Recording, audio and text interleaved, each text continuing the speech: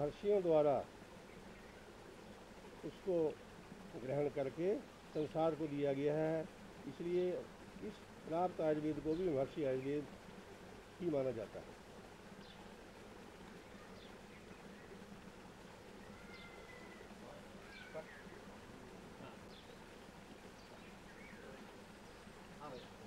धर्मार्थम नार्थकामार्थम आयुर्वेदो महर्षिभिः प्रकाशिता धर्मपरैः सिद्धि इच्छिद्भिः सिद्धिमुत्तमाम्। ये आज प्राप्त आयुर्वेद महर्षियों द्वारा देवलोक से ग्रहण करके संसार को जो दिया गया है, इसलिए इसको आज हम महर्षि आयुर्वेद ही मानते हैं। महर्षि आयुर्वेद का आजकल इतना प्रचार हो रहा है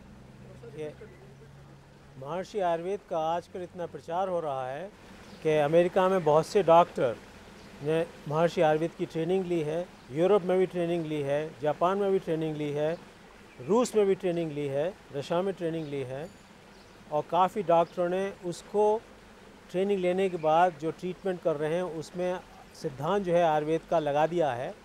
और आयुर्वेद का पूरी क्लिनिक भी खुल गई हैं जिसमें पंचकर्मा का ट्रीटमेंट होता है, पूरा ट्रीटमेंट होता है। इन पेशेंट भी एडमिट होते हैं। कैसी जगह पे 4-5 जगह ऐसी हैं जिसमें पूरा ट्रीटमेंट अमेरिका में मिलता है। तो इससे ऐसा देखा गया है कि महर्षि आयुर्वेद में क्रॉनिक डिजीज़ेस जो कि एलोपैथिक मेडिसिन से कुछ फ़ायदा नहीं होता है और 4-4, 5-5 साल तक लोग उससे बीमार हैं और ड्रग ले रहे हैं, उससे कोई फ़ायदा नहीं है। जब आयुर्वेद से उसका ट्रीटमेंट होता है तो एकदम से फ़ायदा होता है। हॉलैंड में एक पेशेंट जो थे उन पर क्रॉनिक डिजीज़ का ट्रीटमेंट हुआ था महर्षि आयुर्वेद से, तो उसमें ओवरऑल 87% इम्प्रूवमेंट हुआ 3 महीने के अंदर। ऐसे पेशेंट्स थे जिनको 5 साल से एलोपैथिक मेडिसिन ट्रीटमेंट हो रहा था, उससे कोई फ़ायदा नहीं था, उससे 3 महीने के अंदर बहुत फ़ायदा हुआ।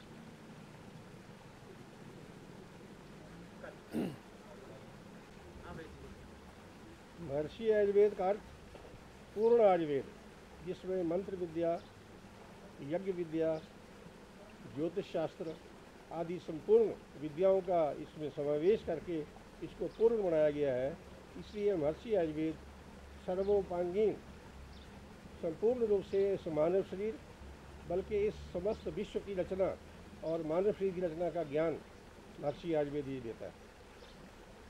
और रोग न हो उसके लिए महर्षि आयुर्वेद, उसके लिए हम हिताहार विहार का रोगियों को, मानव को दीक्षा देते हैं। रोगी होने पर उसका रोग दूर करने के लिए आयुर्वेद में वर्णित जो द्रव्य हैं, जो काष्ठौषधियाँ हैं या दूसरे रोग हैं, सब उपायों से हम उसका रोग दूर करने का उपाय करते हैं।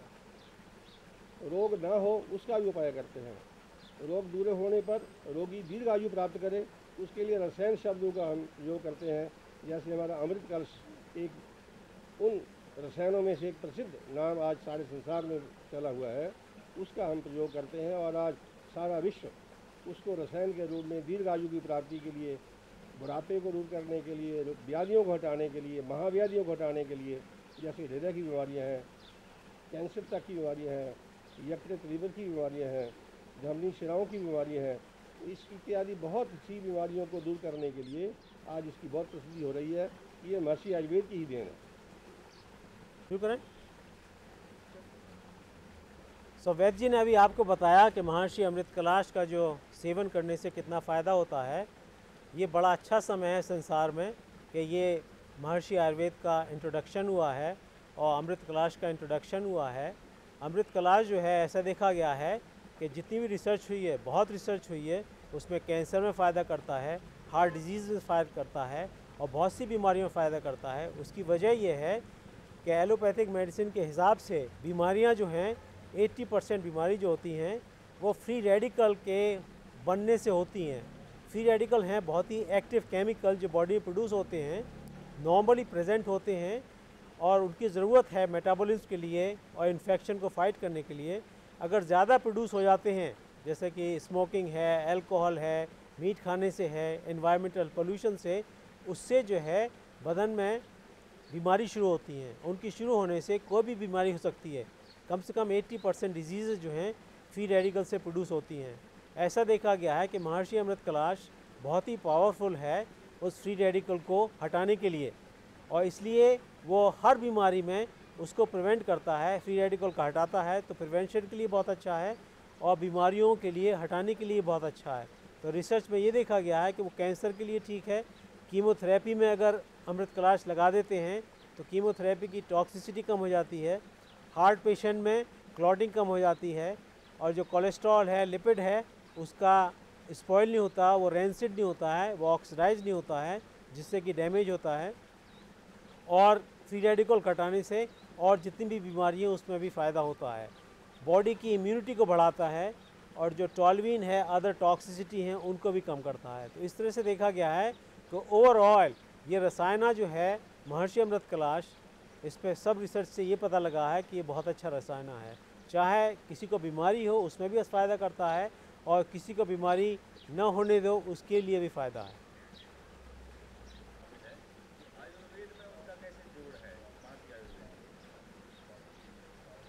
देखिए, महर्षि आयुर्वेद और आयुर्वेद एक ही बात है, क्योंकि आयुर्वेद शब्द है वेदों का ज्ञान, वेद ज्ञान, संपूर्ण मानव शरीर की रचना, इस विश्व की रचना, इस ज्ञान का नाम आयुर्वेद है। विश्व की आयु कितनी है ये भी ज्ञान हमें आयुर्वेद वालों को होता है। इस शरीर की रचना के अंदर जो तत्व हैं पंचभौतिक, अथवा जो हमारे और 24 तत्व हैं मानते हम, कर्मेंद्रियाँ, ज्ञानेंद्रियाँ, मन और ये सब, उन सब को मिला करके वो जो ज्ञान है, वो संपूर्ण ज्ञान किससे होता है? तो जो मंत्र है, मंत्र हमारे यहाँ 3 प्रकार के हमारे यहाँ विद्या मानी गई हैं। मंत्र विद्या जो यज्ञ में भी शामिल है, मंत्र वो विद्या जो हमारे साधना में, योग में शामिल है, वो मंत्र विद्या जो हम केवल उसकी साधना करके दूसरों को लाभ पहुँचाते हैं। आयुर्वेद के हर रोग में मंत्रों का विधान है, मंत्रों के द्वारा रोग दूर होते हैं। कई दफ़ा देखा गया है कि कुछ रोग जो कर्मज व्याधियाँ होती हैं, पूरी जीवन के संस्कार से आती हैं, उनको जब लाभ नहीं होता तो मंत्र चिकित्सा से ही पहले करवा के और साथ में औषधि चिकित्सा करते हैं तो जल्दी लाभ हो जाता है। अभी बताया है शर्मा जी ने फ्री रेडिकल के बारे में। आयुर्वेद में सुश्रुत ने फ्री रेडिकल को कुपित दोष कहा है, जो हमारा आयुर्वेद का मूल सिद्धांत है, बात पित्त कफ का, जिस पर हमारा आयुर्वेद सिद्धांत है ये। उसमें कुपितानाम ही दोषाणाम शरीरे परिधावताम जित दोषोपसंज्ञा स्याद व्याधि तत्रोपजाए थे। जब आहार और विहार के मिथ्या उपयोग से शरीर के अंदर कोई विकृति आती है, दोष कुपित होते हैं, तो भागते हैं वो। जहाँ उनको कोई थोड़ा सा भी स्थान मिलता है सचना होने के लिए, वहाँ वो रोग पैदा कर देते हैं। और इसी प्रकार ये फ्री रेडिकल जैसे इन्होंने बताया है वो बिल्कुल सेम ही है। मुझे बड़ी प्रसन्नता है कि हमारे वैज्ञानिक ने अपनी एक पुस्तक में इस मेरे कहने पर इस श्लोक को दिया है कि सुश्रुत में फ्री रेडिकल के बारे में वर्णन है। डॉक्टर, आपका जो मंत्र विद्या के बारे में आपके जो रिसर्च हैं वो क्या मानती हैं? क्या ये उनका शब्द ध्वनि का या मंत्र ध्वनि का या संगीत का कुछ शारीरिक और फिजियोलॉजी पर कुछ प्रभाव पड़ता है? मंत्र का फिजियोलॉजी पे, ह्यूमन फिजियोलॉजी पे बहुत ही प्रोफाउंड इफेक्ट है। अब जैसे मंत्र महर्षि ने भावातीत ध्यान जो स्टार्ट किया है वो मंत्र से ही है, और उससे ये देखा गया है हेल्थ में कि जो लोग भावातीत ध्यान करते हैं उनको बीमारी नहीं होती है। कम से कम 50% रिड्यूस हो जाती है बीमारी उनको देखे जो कि नहीं करते, और उनको बीमारी जो है सब तरह की कम हो जाती है, हार्ट की बीमारी, कैंसर बीमारी, ब्रेन की बीमारी, और वो डॉक्टरों के पास भी नहीं जाते क्योंकि उनकी हेल्थ अच्छी बनी रहती है।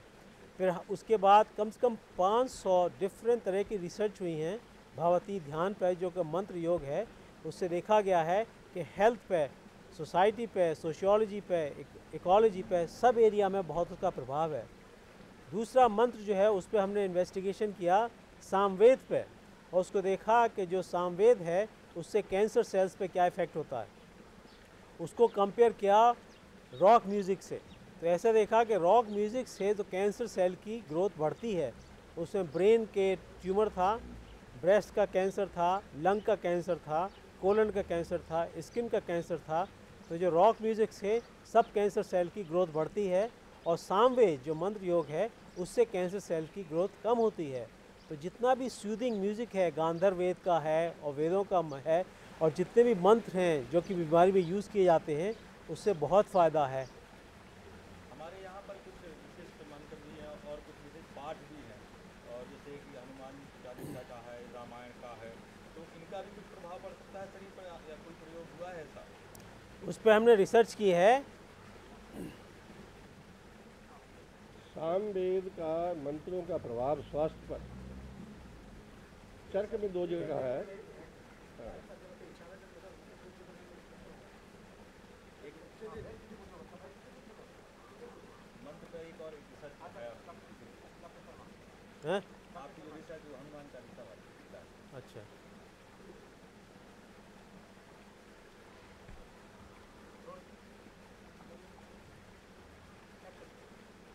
आपने पूछा हनुमान चालीसा का क्या प्रभाव है, तो हमने उस पर भी रिसर्च की थी, अभी बताई नहीं थी किसी को, आपको बताते हैं। उसमें भी कैंसर पे देखा था, तो उसका प्रभाव जो था बहुत ही पावरफुल है। जितने भी कैंसर सेल थे उसकी ग्रोथ बहुत ज़्यादा कम हो गई, और जो प्रभाव था हनुमान चालीस का और चीज़ों को देखिए बहुत ज़्यादा इफ़ेक्टिव था।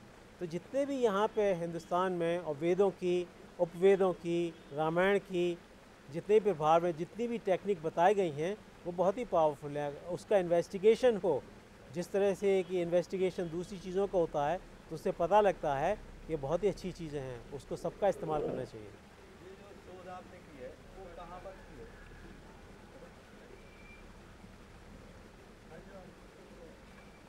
क्या हुआ?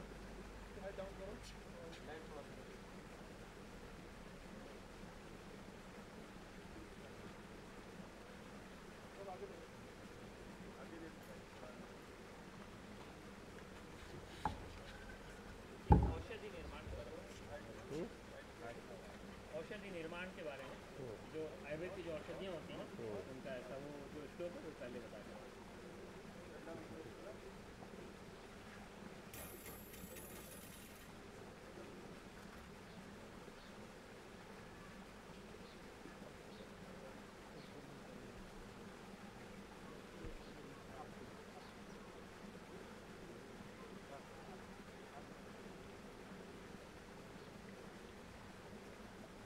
वेजी के ऊपर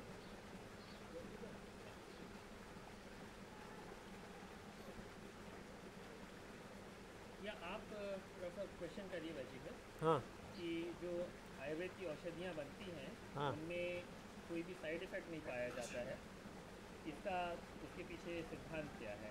फिर अच्छा। आप वो श्लोक सुना करके और फिर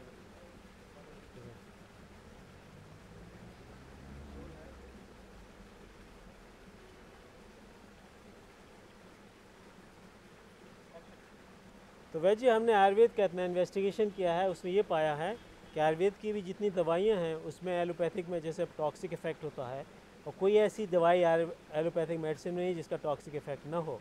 लेकिन आयुर्वेद की मेडिसिन में टॉक्सिसिटी नहीं है, तो उसका ऐसा ख़राब प्रभाव नहीं है। उसका क्या सिद्धांत है?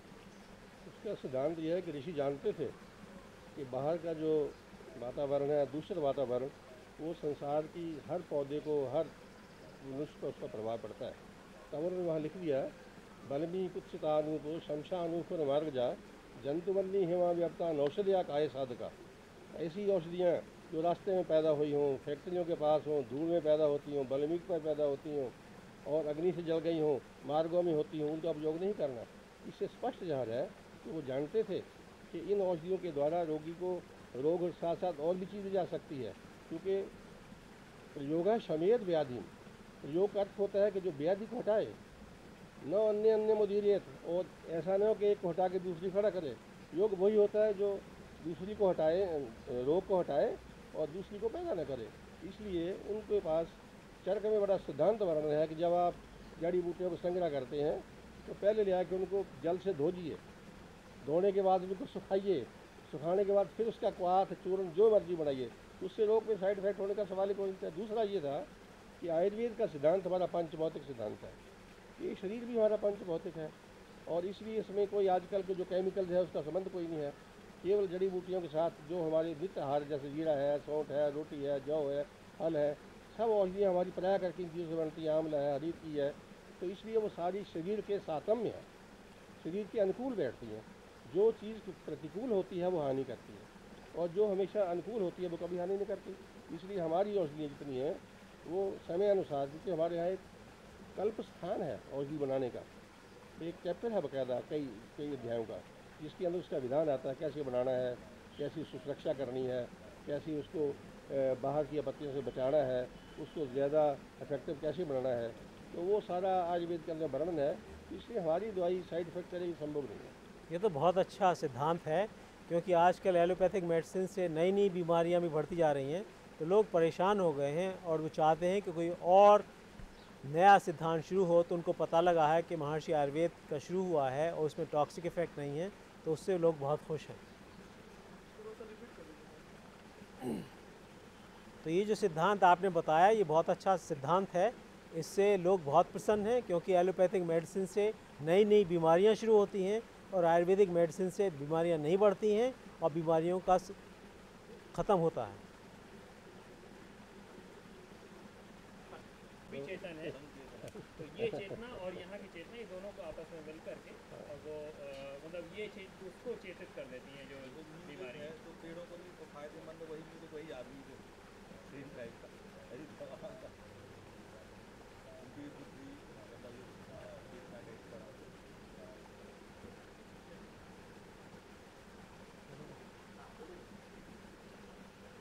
औषधियों के प्रभाव देश, काल, जल, वायु, इस 4 प्रकरण में माने जाते हैं।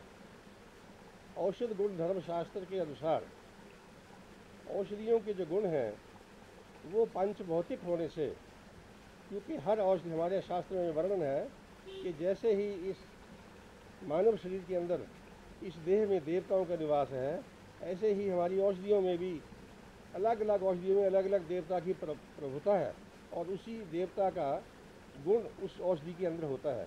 इसलिए जब मंत्र, हमारा जो मंत्र विद्या वो इसी के साथ संबंध रखती है, उसी मंत्र से उस देवता को प्रभाव पड़ता है, उसी मंत्र वाली औषधि और उस देवता वाली औषधि जो है उस रोग को दूर करती है। इसलिए हमारा जो आयुर्वेदीय सिद्धांत है वो बिल्कुल आध्यात्मिक, अधिभौतिक और अधिदैविक तीनों स्तरों पर हमारा वो संबंधित है। इसलिए हमारी औषधि जो है वो बिल्कुल पूर्ण लाभकारी और निरापद है। जो वैद्य जी कह रहे हैं वो बिल्कुल ठीक है, और एलोपैथिक सिस्टम के हिसाब से ऐसा है कि जैसे बॉडी में इंटेलिजेंस है, it's a network of intelligence, हर चीज़ में इंटेलिजेंस है। तो जो आयुर्वेदिक की मेडिसिन है, हर्बल कंपाउंड्स हैं, उसमें भी इंटेलिजेंस है। और जब बॉडी की इंटेलिजेंस में कहीं ऑब्स्ट्रक्शन हो जाता है, उससे डिजीज़ पैदा हो जाती है। तो आयुर्वेदिक मेडिसिन लेने से जहाँ पे जो मिसिंग इंटेलिजेंस है उसको फुलफ़िल हो जाता है आयुर्वेदिक मेडिसिन से, वो इंटेलिजेंस का गैप जो है ख़त्म हो जाता है और इनर इंटेलिजेंस जो है फिर से होल हो जाती है। इस तरह से डिजीज़ जो है कम्प्लीटली इरेडिकेट हो जाती है। देखिए, अभी थोड़ा सा मुझे जो अभी डॉक्टर साहब ने कहा है उसके बारे में एक शब्द कहना है। हमारी आयुर्वेद का जो औषधियों का प्रभाव है उसमें एक शब्द आता है शक्ति, वीर्य, प्रभाव। कुछ औषधियाँ गुण से प्रभाव करती हैं और कुछ औषधियाँ रस से करती हैं, मधुर, अमल, लवण, कटु, तिक्त, कषाय, षड्दशा, इनसे द्वारा। और कुछ वीर से करती हैं, कुछ प्रभाव से करती हैं, कुछ शक्ति से करती हैं। तो वो जो इंटेलिजेंस आप बता रहे हैं वो इन तीनों के अंदर निहित है हमारी औषधियों के अंदर, शास्त्र में पूर्ण वर्णन है। इसलिए जो हमारी आयुर्वेदिक औषधि है वो इनसे पूर्ण रूप से रिच है।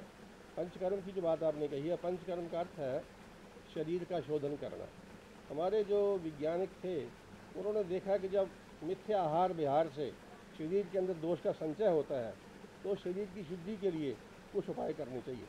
तो उन्होंने जो मोटे तौर पर देखा तो सबसे पहले जो चीज़ हम खाते हैं उसका शुद्धि करनी चाहिए आमाशय की। हम सांस लेते हैं उससे प्राणायाम द्वारा शुद्धि कराते हैं वैसे हम लोग प्राणवायु से, और उसके बाद सारे कोष्ठ की शुद्धि करते हैं। फिर जो हमारे वेस्टेज है, हमारा मल निकलता है, शौच है, बस्तियाँ करवाते हैं मूत्र की, मल की, उन बस्तियों से भी लाभ शुद्धि करते हैं। इस तरह फिर जो हमारे स्वेद हैं और संशोधन है, उतने पैसा काट देना कोई बात नहीं। हाँ, जितना उसमें वो शुद्धि है तो उसके जो उपाय हैं, शोधन स्नेहन करने के बाद हम उसको शुद्धि करते हैं शरीर की। तो उससे जो शरीर के अंदर दोष गया है उसको आयुर्वेद कहता है कोष्ठमान है, उसको कोष्ठ में ले आकर के बाहर निकालना। उससे जो रोग का बल घट जाता है और चिकित्सा करने में सुविधा होती है। डॉक्टर साहब, आपने भी पंचकर्म पर विशेष शोध की है आपने क्या पाया, जरा हमको बताएं। हमने पंचकर्म पे कुछ इन्वेस्टिगेशन किया था, रिसर्च किया था, तो उसमें ये पाया कि as the time goes on कितनी भी टॉक्सिसिटी हैं, टॉक्सिक इफ़ेक्ट्स हैं, उसका इफ़ेक्ट बॉडी में पड़ता है, तो उसका एक्यूमुलेशन हो जाता है टॉक्सिसिटी। तो उसको रिमूव करने के लिए एलोपैथिक मेडिसिन में कोई तरकीब नहीं है। पंचकर्म करने से जो फ्री रेडिकल का एक्यूमुलेशन होता है बॉडी में, उससे लिपिड पेरोक्साइड बन जाता है। उसके बढ़ने से वो इंडिकेट करता है कि बीमारी हो सकती है। तो पंचकर्म करने से ये देखा गया कि वो घट जाता है, वो बॉडी से निकल जाता है। तो बीमारी का जो होने वाला है टॉक्सिक इफ़ेक्ट वो बॉडी से निकल जाता है। और ऐसा भी देखा गया है कि कोलेस्ट्रॉल जो होता है, लिपिड जो होता है, एक्यूटली पंचकर्म करने से घट जाता है। और जो अच्छा लिपिड होता है, इसको कहते हैं हाई डेंसिटी लाइपोप्रोटीन्स, अच्छा कोलेस्ट्रॉल बढ़ जाता है और बुरा कोलेस्ट्रॉल घट जाता है। और जो और हार्मोन होते हैं बॉडी में, इसका एक का नाम है VIP, जिससे कि हृदय की धमनियों को वो डायलेट करता है, जिससे कि ज़्यादा खून हृदय में पहुँचे, उसका विकास होता है। तो पंचकर्म करने से बहुत फ़ायदा होते हैं। तो रिकमेंड किया जाता है कि पंचकर्म सबको यूटिलाइज़ करना चाहिए, चाहे उसको बीमारी हो चाहे ना हो, क्योंकि जो बीमारी से जो एक्यूमुलेट हो जाते हैं टॉक्सिन, वो सब निकल जाते हैं। इसका सूत्र है आयुर्वेद में,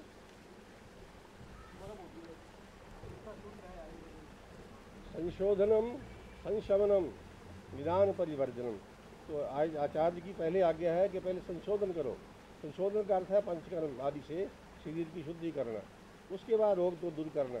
जब दोनों बातें ठीक हो जाए फिर निदान परिवर्जनम, रोगी को बताओ कि इस कारण से तुम्हें रोग आए थे, आइंदा उसको ना करिए। इसलिए 3 सूत्र हमारे आयुर्वेद में दिए हैं, संशोधनम संशमनम निदान परिवर्जनम। वैसे ये आयुर्वेद में जो है व्यक्ति की प्रकृति और आहार का विशेष संबंध है, उसके बारे में थोड़ा सा प्रकाश है। देखिए, प्रकृति कई प्रकार की होती है। सबसे पहले प्रकृति तो इस जीव के मानव शरीर की माता के गर्भ में बनती है। जो माता आहार लेती है, या तो उससे जो उसका जीव रक्त बनता है, जिसको आजकल ओम कहते हैं, ऐसे जो आदमी पुरुष जो है वो आहार खाता है, उससे उसका जो शुक्राणु बनता है।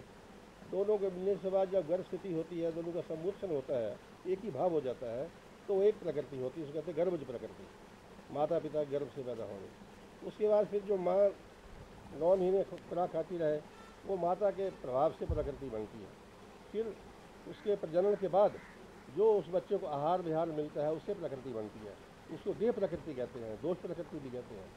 तो प्रकृति का मतलब ये है, प्रकृति मतलब स्वास्थ्य, जो चीज़ शरीर के अनुकूल हो उसका नाम प्रकृति, जो शरीर को हानि न पहुँचाए उसका नाम प्रकृति, जो शरीर को वृद्धि करे उसका नाम प्रकृति। तो इसलिए वो प्रकृति का हमारे यहाँ विशेष महत्व है। अब रही आहार की बात, जो चीज़ एक दूसरे के सधर्म होती है वो दूसरे को हानि नहीं पहुँचाती। इसलिए जो प्रकृति पुरुष की है और वही औषधि और आहार और अन्न द्रव्य उस अन्न का प्रकृति होगी, यदि वो मिला के खाया जाएगा तो उसको लाभ करेगी। इसको कहते हैं साधर्म्य। एक धर्म की दोनों वस्तुएं जब मिलती हैं तो उससे वृद्धि होती है, और विपरीत होने से रोग और हानि पैदा होती है। ये जो अभी आपने कहा कि औषधि की प्रकृति का भी असर होता है और शरीर पर, तो क्या ये जो आपने विभिन्न औषधियाँ बनाई हैं अमृत कलश सहित, तो उनका भी है कि इस तरह की औषधि इस प्रकृति व्यक्ति को ही मिलनी चाहिए, तथा अमृत कलश के बारे में भी कुछ है? तो इतना बढ़िया प्रश्न किया, आज तक बहुत लोगों ने कम पूछा ये।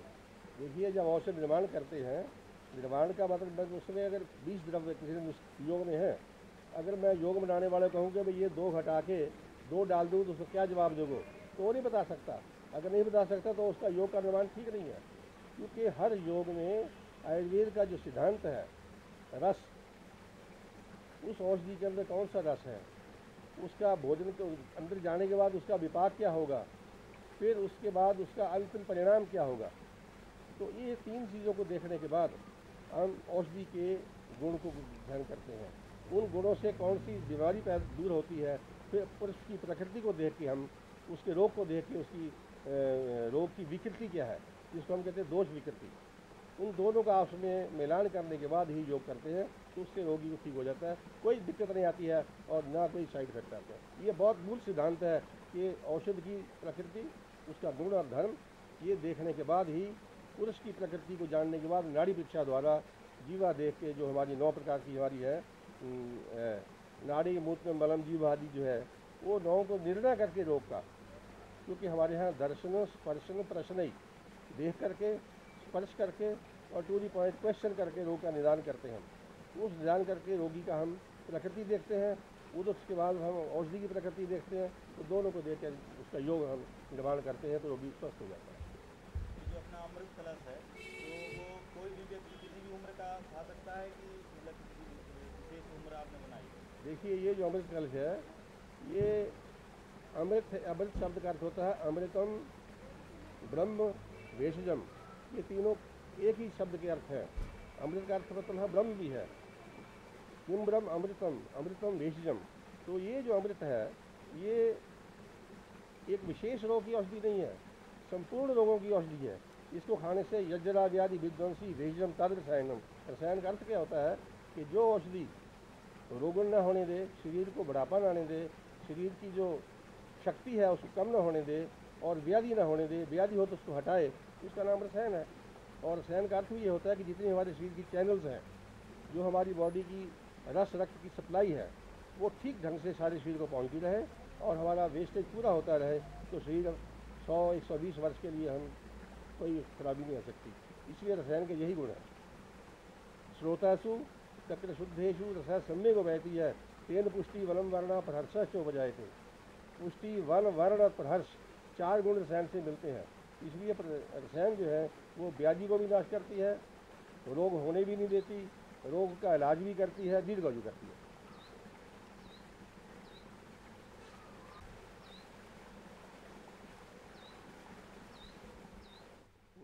पूछता हूँ। तो वैद्य जी, आप तो बाहर बहुत जाते रहते हैं, काफ़ी गए हैं, अमेरिका गए हैं, यूरोप गए हैं, रशिया गए हैं। तो वैद्य जी, आप तो बाहर काफ़ी गए हैं, विदेशों में, अमेरिका गए हैं, इंग्लैंड गए हैं, रूस गए हैं, जापान गए हैं, सब जगह हुआ हैं और काफ़ी महर्षि आयुर्वेद का प्रचार हुआ है, बहुत सी तरह तरह की बीमारियां देखी हैं। तो उसका आपका क्या एक्सपीरियंस है बाहर जाने का? मेरा उसमें विशेष अनुभव ये है कि आज संसार जो है दूसरी पद्धतियों के दुष्परिणाम से इतना त्रस्त है कि वो उसका बदल चाहता है, उसका ऑप्शन चाहता है, क्या मिले। जब हमने चक्कर लगाए तो उनको एक आशा की किरण मिली। हमने उनको बड़े स्नेह से, बहुत उनकी भाषा में, जैसे महर्षि जी कई दफ़ा कहते हैं डिजीज फ्री सोसाइटी का निर्माण करना है, रोग विहीन समाज बनाना है, ये सब बातों को हमने ले करके जब उनको सब बताया तो वो लोग बड़े प्रभावित हुए, हमारी तरफ उनका आकर्षण हुआ।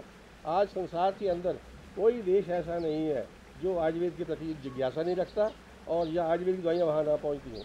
मैं धन्यवाद करता हूँ इस महर्षि आयुर्वेद के जो दवाई के बाद भेजने वाले हैं, जिनको मेरे ख्याल भारत सरकार ने अभी अवार्ड भी दिया है, उसके बाद जो धन कमा के दिए हैं उन्होंने उससे, तो उनको सारे विश्व में वो औषधियाँ जा रही हैं और उस औषधियों से संसार बहुत दुख से निवृत्त होकर के, और वो तो हमेशा ढूंढते हैं। हमारे पास अभी इतने साधन अभी आहिस्ता आहिस्ता बढ़ रहे हैं, लेकिन दवाई भेजने में हमें कई बार देर हो जाती है, इतनी डिमांड है दवाई की। ये तो बहुत अच्छी बात है और आयुर्वेद का प्रचार बढ़ रहा है, अब बीमारियाँ ठीक हो रही हैं, तो संसार बहुत खुश है इस बात से। डॉक्टर साहब, आप एलोपैथ के डॉक्टर होकर के यहाँ हिंदुस्तान के लिए क्या संदेश देना चाहेंगे स्वास्थ्य? हिंदुस्तान में तो जितना ज्ञान है संसार में इतना ज्ञान कहीं भी नहीं है। हिंदुस्तान अपने को खो गया है, तो अपनी स्मृति को भूल गया है, उसको अपनी यादगार को फिर से वापस लाना है। इसको कहीं बाहर जाने की ज़रूरत नहीं है, सब चीज़ें यहीं हैं। अब वैद्य जी ने बताया आयुर्वेद का कितना फ़ायदा है, हमने रिसर्च की है, उससे पता लगा कितना फ़ायदा है और बाहर कितने देशों में इसका प्रचार हो रहा है। तो हिंदुस्तान को अपना जो है आयुर्वेद को खुद ही उठाना चाहिए और काफ़ी प्रमोट करना चाहिए। ये माइक बंद कर दिए, केवल इस माइक में वैद्य जी एक बार आप वो रसायन का श्लोक फिर से बोल करके उसका अर्थ समझा दीजिए।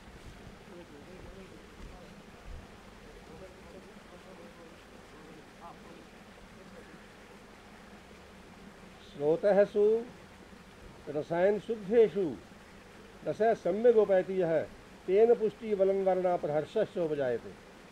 रसायन के द्वारा, रसायन द्रव्यों के द्वारा, रसायन औषधियों के द्वारा, जड़ी बूटियों के द्वारा जो शरीर की स्रोत है, हमारे चैनल्स हैं, जिसके द्वारा शरीर को पूरा रस रक्त की सप्लाई होकर के शरीर की वृद्धि होती है, उसमें शुद्धि होने से जो लाभ होता है, उस लाभ के 4 लाभ हैं। पुष्टि, शरीर हमेशा रिष्ट पुष्ट रहता है, कभी कितल नहीं होता, बूढ़ा नहीं होता।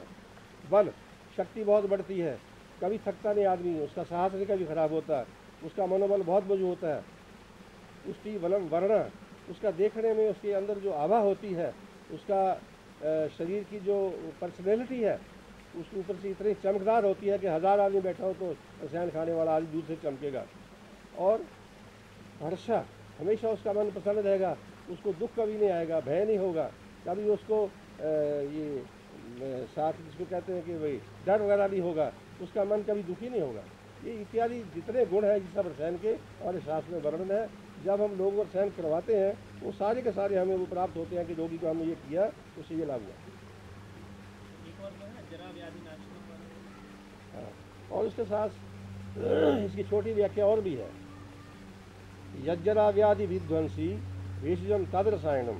रसायन का एक दूसरा शब्द भी है कि जो जरा कहते हैं बुढ़ापे को, व्याधि कहते हैं रोग को, इनको नष्ट करने वाली जो भी को साधन है, औषधि हो, चाहे वो कल्प है, चाहे वो पेस्ट है, चाहे अवले है, चाहे बटी है, वो जो शरीर को बुढ़ापा न होने दे और रोग हो जाए, उसका नाम रसायन है।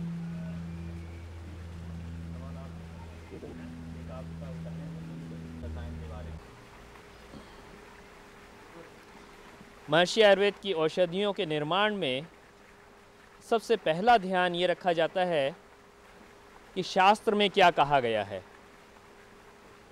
जो अपने आयुर्वेद की जो पुस्तकें हैं उसमें निर्माण की क्या विधि बताई गई है, फिर उससे आधुनिक जो तकनीक है उसका कैसे उपयोग करके बड़ी मात्रा में उसी एक तरह की दवाइयाँ बनाना कैसे संभव हो सकेगा, उसको देखा जाता है और उस हिसाब से दवाइयों का निर्माण होता है।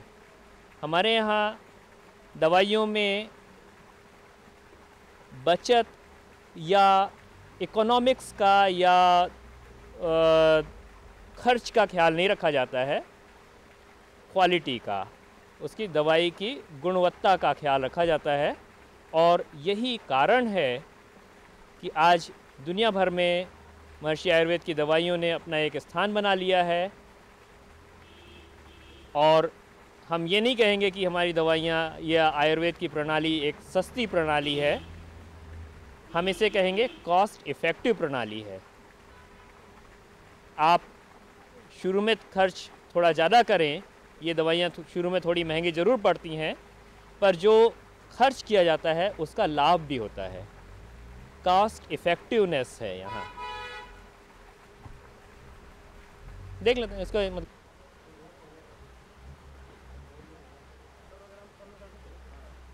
आइए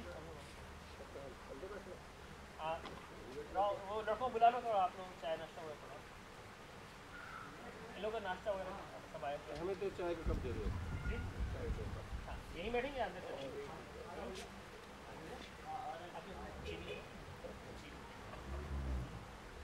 पानी ले जाओगे।